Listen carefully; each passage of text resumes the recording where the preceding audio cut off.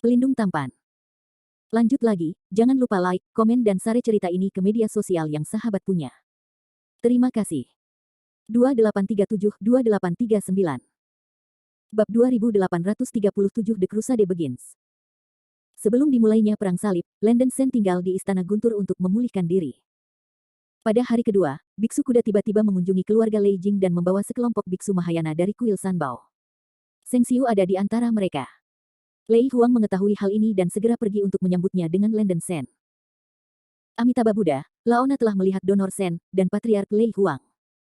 Biksu Kutuo melipat tangannya dan tersenyum tipis. Saya telah melihat kakak Landen Sen. Seng Xiu menggenggam tangannya. Landen Sen bertanya dengan heran, Kutuo senior, saudara Seng Xiu, mengapa kamu datang ke klan Lei Jing?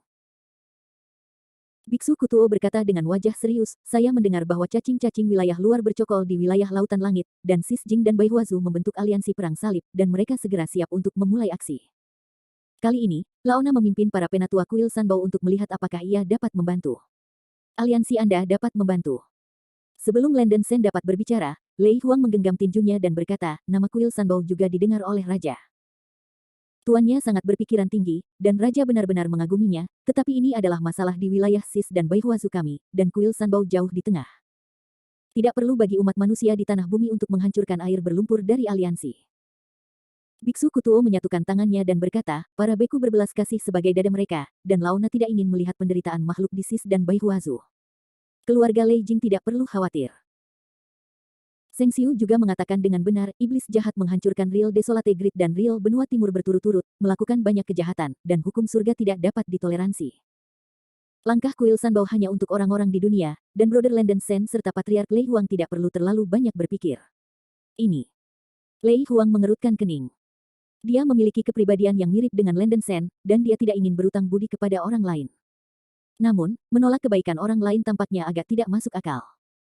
Landen Sen menggenggam tinjunya dan berkata, kuil Sanbao ramah, Sen mengambilnya. Kuil Sanbao tidak perlu bergabung dengan aliansi, dan beberapa alasan tetap harus diklarifikasi. Bahkan, jika kuil Sanbao benar-benar ingin membantu, Anda mungkin juga tinggal dengan klan Lei Jing untuk mencegah kelompok itu diserang oleh serangga jahat. Ya, sudah cukup bagi Tuan untuk membantu di sini, Raja ini bersyukur. Lei Huang memegang tinjunya dengan sungguh-sungguh, dia tidak ingin teman-teman Landen Sen memiliki kekurangan. Bagus, jika demikian, itu tergantung pada donor Sen dan Patriark Lei Huang. Biksu Kutuo mengangguk dan berkata iya. Dengan cara ini, Lei Huang menyambut hangat para biarawan Kutuo, Seng Xiu, dan sekelompok tetua Mahayana dari kuil Sanbao dan menempatkan mereka di klan. Landen Sen secara khusus menemukan Seng Xiu dan mengobrol sendirian untuk sementara waktu. Setelah lebih dari 100 tahun absen, kultivasi Seng Xiu mencapai puncak Mahayana Tengah. Tidak jauh dari periode berikutnya, ia dikenal sebagai biksu senior pertama dari generasi muda kuil Sanbao yang lebih muda. Landen Sen juga dapat dengan jelas merasakan bahwa aura kakak lurusnya telah menjadi jauh lebih kuat dari sebelumnya, dan tubuhnya berfluktuasi dengan aura Buddhisme, yang merupakan tanda dari semacam kekuatan supernatural Buddhisme yang kuat. Melihat kemajuan Seng Xiu begitu cepat, Landen Sen, kakak laki-lakinya, benar-benar bahagia untuknya. Seng Xiu bahkan lebih kagum dengan kemajuan Landen Sen, yang tidak bisa lagi dijelaskan dengan kata-kata. Keduanya mengobrol tentang pengalaman mereka masing-masing. Seng Xiu mulai berbicara tentang bisnis dan berkata, kakak Landen Sen, apakah Anda memiliki teman dekat bernama Suanku di masa lalu? Landen Sen terkejut, dan buru-buru berkata, ya.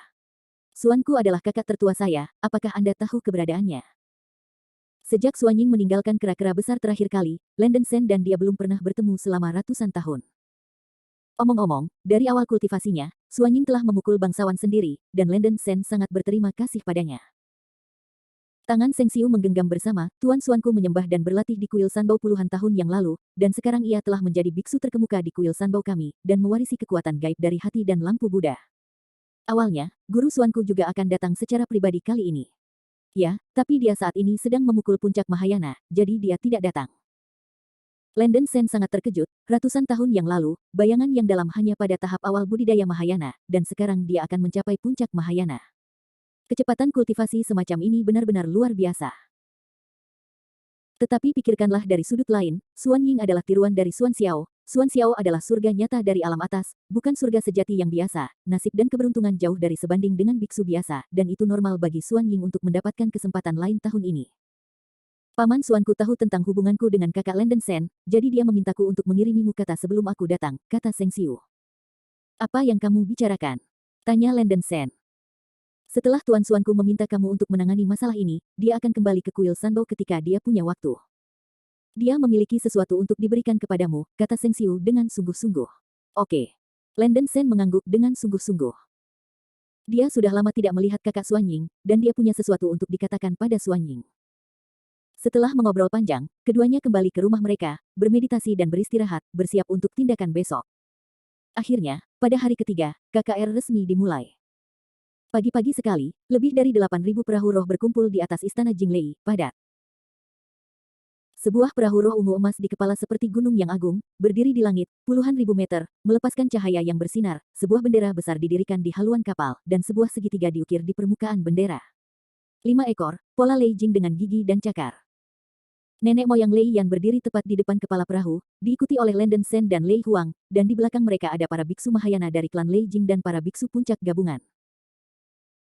Dalam perang salib ini, klan Lei Jing telah mengerahkan semua kekuatan mereka ke dalamnya, mengirimkan lebih dari 600 biksu Mahayana, lebih dari 8.000 biksu terpisahkan, dan sepasukan lebih dari 8 juta biksu. Ini sudah sebagian besar biksu elit klan Lei Jing, Lei Yan hanya meninggalkan sebagian kecil biksu untuk menjaga klan, termasuk biksu terkemuka dari kuil Sanbao. Nenek moyang Lei Yan berteriak, perang salib ini adalah untuk memperjuangkan klan Lei Jing kami. Semua orang, bunuh semua serangga pembunuh dan biarawan yang bermusuhan yang mengancam klan kami, dan ciptakan tanah murni untuk anak-anak dan cucu-cucu kami. Membunuh. Membunuh. Deru semua penggarap roh guntur bergemuruh dan tak ada habisnya. Merancang. Lei Yan melambaikan tangannya, dan semua perahu roh dengan cepat berbaris menuju timur area lautan awan langit. Kecepatan kapal perang roh Kli Lei Jing sangat cepat, tetapi mencapai mulut lepas pantai Laut Tianyun dalam waktu setengah hari. Suku Jiuying dan ras lain dari aliansi juga tiba di pelabuhan pesisir satu demi satu tanpa penundaan. Jumlah pasukan perang aliansi telah melebihi 37 juta, dan tekanan spiritual yang mencekik yang dilepaskan oleh stasiun Lingzu yang tak terhitung jumlahnya menempatkan mereka, membuat orang terengah-engah.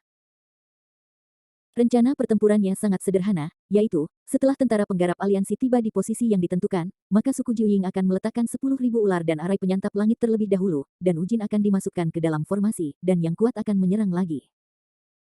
Tentara perang salib bertanggung jawab untuk menangani cacing jahat dan biksu benua timur yang tertarik oleh Ujin, dan tetap berpegang pada sekitar 10.000 ular langit menyantap arai untuk mencegah formasi diserang dan dihancurkan oleh cacing jahat dan biksu benua timur dari luar.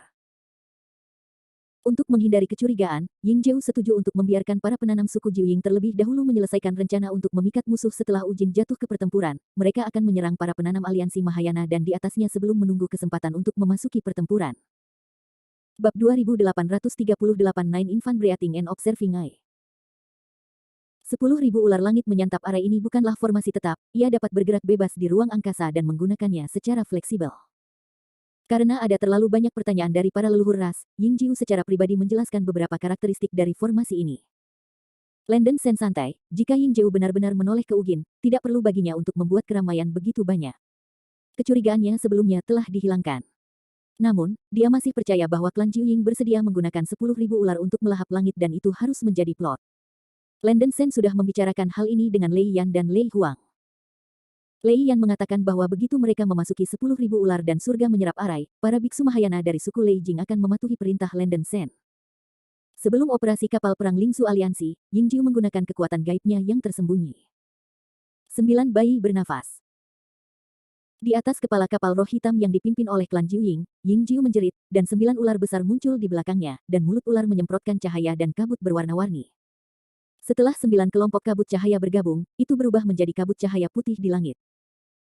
Kabut cahaya ini sangat tipis sehingga mereka tidak signifikan, tetapi mereka dapat berfluktuasi kekuatan spiritual dan napas yang dipancarkan oleh para biarawan dan perahu roh yang mengelilingi mereka. Dan tubuh, semuanya tertutup. Di kapal perang Lingzu yang dipimpin oleh klan Lei Jing, Lei Yan mengerutkan kening di kepala kapal dan berkata, Ying Jiu, kekuatan supernatural tersembunyi Anda benar-benar umum. Kali ini orang yang akan kita hadapi adalah peri nyata dari kerajaan atas. Metode penyembunyian ini juga mungkin. Apakah Anda ingin menyembunyikan perasaan peri yang sebenarnya? Ying Jiu bersenandung, ketidaktahuan, ini adalah kekuatan magis alami leluhur saya. Efek penyembunyian tidak sebanding dengan kekuatan sihir penyembunyian biasa. Dengan nafas kabut napas leluhur, bahkan jika budidaya cacing tanah dapat menemukan jejak kita, sangat mustahil untuk menemukan pemandangan di dalam kabut. Pada saat itu, klan saya akan membuat arai besar ular di cahaya dan kabut di muka, sehingga perbaikan cacing tanah tidak akan menemukan arai yang disiapkan dengan hati-hati untuknya oleh klan saya. Lei Yan mengangkat bahu dan berkata, apapun yang Anda katakan, 9 bayi Anda yang bertanggung jawab untuk memikat musuh. Yang terbaik adalah tidak terbalik dalam selokan. Yingjiu Yinli berkata, Lei Yan, di awal perang, kau dan rasku adalah belalang di tali yang sama. Sebaiknya kau tidak bermain trik.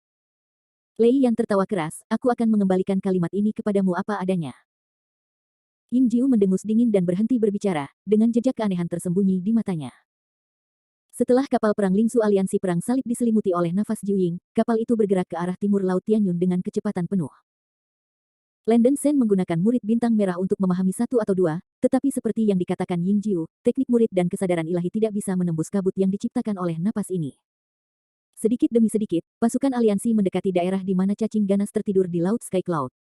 Para pembudidaya di kapal perang Lingsu tampak serius. Mereka tidak tahu seberapa kuat musuh yang mereka hadapi kali ini, dan mereka tidak tahu. Perlu disebutkan bahwa dalam perjalanan, Landen Shen menemukan bahwa ruang tertutup tempat Bai Ze tidur di lautan awan langit belum rusak, dan dia merasa lega. Bagian timur wilayah Laut Tianyun. Cacing padat terbang di langit seperti wabah belalang, dan suara serangga yang menusuk tidak ada habisnya.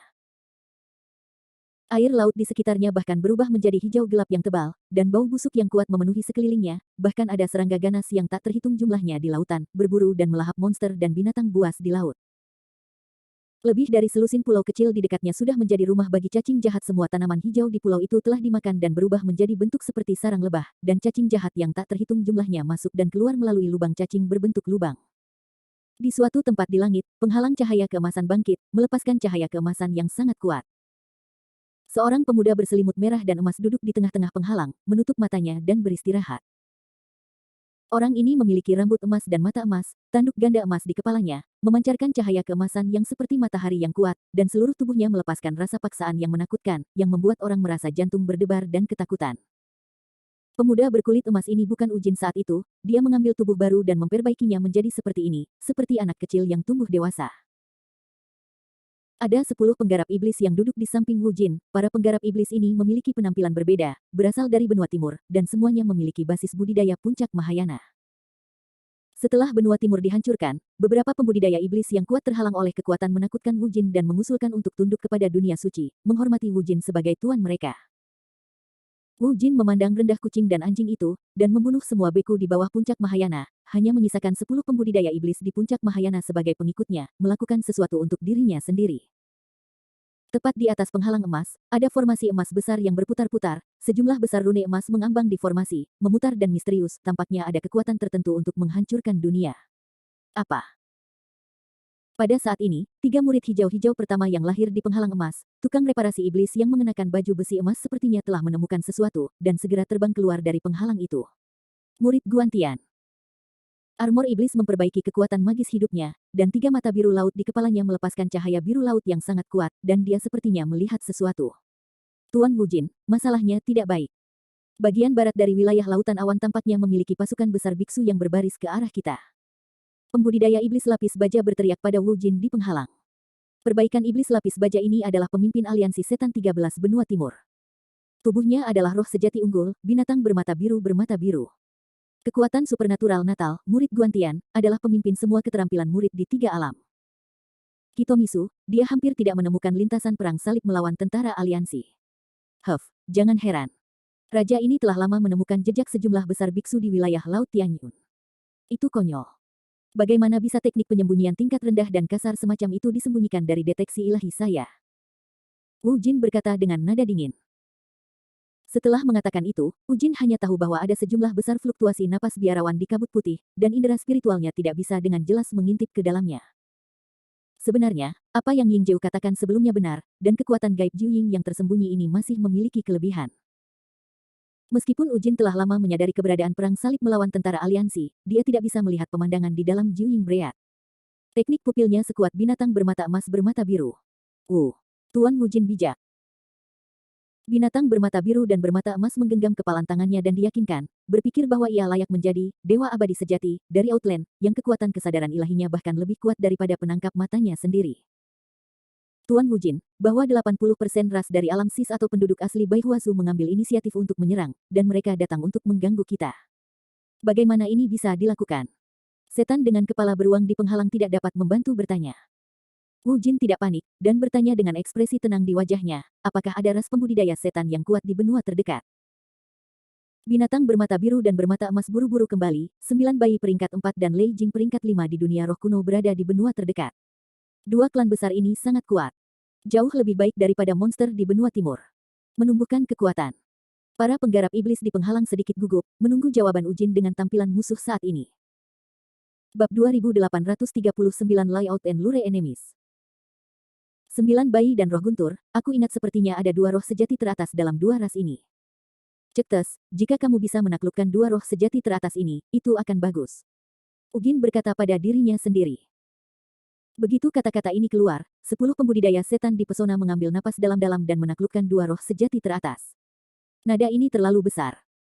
Betapa mengerikannya kekuatan dari roh-roh sejati teratas, para pemuja alam setan benua timur ini tahu betul, jika mereka bisa, Master Wujin ini adalah NB. Binatang bermata emas bermata biru adalah yang paling pintar, dan buru-buru membungkuk kepada Ujin, bawahan bersumpah untuk mengikuti Master Ujin sampai mati dan mendengarkan Master Ujin kapan saja. Wu Jin mengangguk puas, mengeluarkan perisai merah peri dari cincin penyimpanan dan melemparkannya ke binatang bermata biru bermata emas, mengatakan, aku butuh tenaga untuk melindungi arai pemanggilan batas ini. Permukaan peri ini dibatasi. Saya telah menolaknya, Anda dapat menggunakannya untuk sementara waktu. Peri. Para pembudidaya iblis lain di penghalang tidak bisa tidak terkejut, melihat binatang bermata biru bermata iri. Terima kasih Tuan Wu Jin untuk harta karun itu. Binatang bermata biru bermata emas itu dengan gemetar mengambil alih senjata pericik Xiao Shield dan berkata dengan penuh semangat. Di masa depan, selama kamu dengan tulus mengikuti dunia suci, hidup akan lebih mudah, kata Wu Jin santai.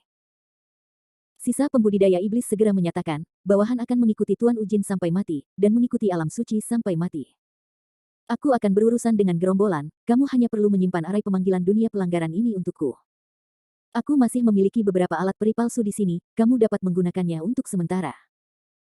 Ujin memberi perintah, dan kemudian memberi masing-masing dari 9 kultivator setan lainnya artefak imitasi, termasuk pisau tulang, pedang panjang, tombak, kunci cambuk, tongkat, bola. Terima kasih, Tuan Ujin atas harta karun itu. 9 iblis membungkuk dan membungkuk dengan gembira. Wu Jin tidak repot-repot memperhatikan pembudidaya siluman benua timur ini, dan langsung berubah menjadi cahaya keemasan untuk terbang keluar dari pesona, dan terbang dengan cepat ke arah barat area lautan awan langit. Jin Guang membawa badai emas yang sangat besar, ratusan juta serangga ganas terlibat dalam badai itu, dan mengikuti Wu Jin ke barat Laut Tianyun. Wu Jin harus membawa pasukan serangga pembunuh, dan tidak bisa langsung menggunakan teknik teleportasi ruang untuk bergegas, hanya untuk melompat melalui ruang dengan cepat. Namun, dengan kecepatannya, akan butuh 2 atau 3 menit untuk mencapai sisi penggarap aliansi Perang Salib. Pada saat ini, di semua sisi Laut Tianyun, Yingjiu dan Lei Yan di kapal perang Lingsu juga menemukan bahwa ada tekanan spiritual yang sangat besar hingga ekstrim di bagian timur Laut Tianyun yang semakin dekat, dan pihak lain tampaknya melompat di luar angkasa. Tidak, kami ditemukan oleh perbaikan Wong Outland itu. Yingjiu berteriak keras. Blokade dimensi. Lei Yan terlalu malas untuk berbicara omong kosong, dan langsung menggunakan blokade dimensi, dan petir emas kejam menyebar dari tubuhnya, yang meliputi puluhan juta mil dalam sekejap. Yingjiu juga menggunakan blokade dimensi, dan api hitam mengerikan juga memenuhi ruang, yang mencakup puluhan juta mil wilayah. Blokade dimensi. Di kapal perang Lingzu tepat di depan aliansi Perang Salib, semua biksu Mahayana yang mengetahui kekuatan magis alam yang sangat besar, termasuk Lenden Sen, juga menggunakan blokade dimensi. Blokade multidimensi dan superposisi memang akan membuat ruang lebih tertutup, menghalangi hampir semua saluran ruang angkasa, sehingga mempersulit para beku untuk membuka saluran ruang angkasa di jalan mereka. Setelah melakukan semua hal ini, Yingjiu berteriak dengan keras, cepat dan bersiaplah untuk berbagai ular. Lebih dari 9.000 kapal perang roh dari klan Jiuying berhenti bergerak maju, dan hampir puluhan juta pembudidaya klan-klan Jiuying di kapal perang membuang deretan bendera berwarna-warni, dan menyusup kekuatan spiritual mereka ke dalam deretan bendera. Berdengung. Dalam sekejap, aura berwarna-warni menutupi seluruh langit, melepaskan aura yang mempesona. 9 bayi bernafas. Mata segitiga emas Yingjiu memancarkan cahaya yang tajam, dan dengan gila-gilaan melepaskan kabut putih, menutupi seluruh ruang ribuan mil, sehingga memudahkan 9 bayi untuk dengan cepat menyebar. Dengan semua pembudidaya Jiuying mendesak deretan bendera di langit tanpa kesalahan, telapak tangan tua Yingjiu mendorong ke arah langit, dan ia menembus ke dalam sejumlah besar kekuatan spiritual hitam. Ledakan.